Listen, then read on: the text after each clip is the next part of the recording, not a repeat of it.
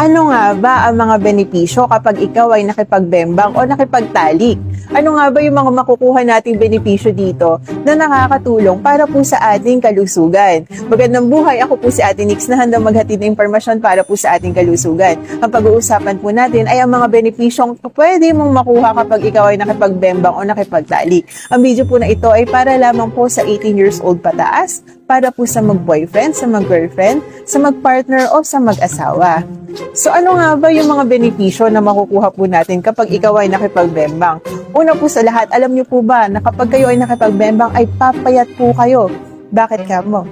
Dahil po kapag kayo ay nakipagbembang, ayon po sa study, kaya pong mag-lose ng weight.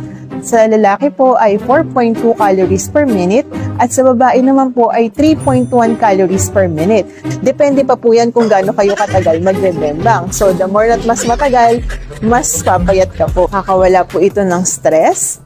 Nakakaganda po ito ng mood, lalo na po sa mga kababaihan. Mas masaya po, mas lumalabas po ang mga hormones. Ito po ay nakakaganda din ng pagtulog dahil after po ng bembang, pagod na po kayo. So pag po kayo ay nakatulog, sobrang himbing po para po kayong nasa alapaap niyan.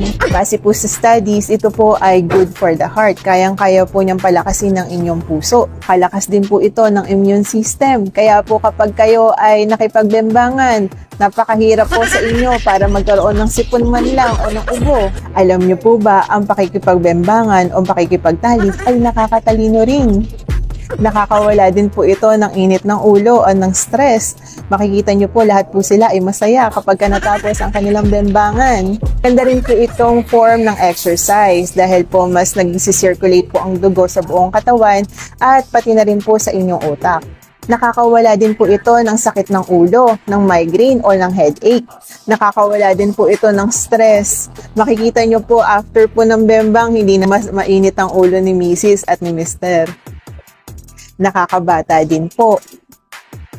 Nakakadagdag din po ito ng pakikipagbanding sa inyong partner dahil nagkakaroon po kayo ng koneksyon sa isa't isa. Alam niyo po ba, ito po ay nakaka-relax, ito po ay therapeutic.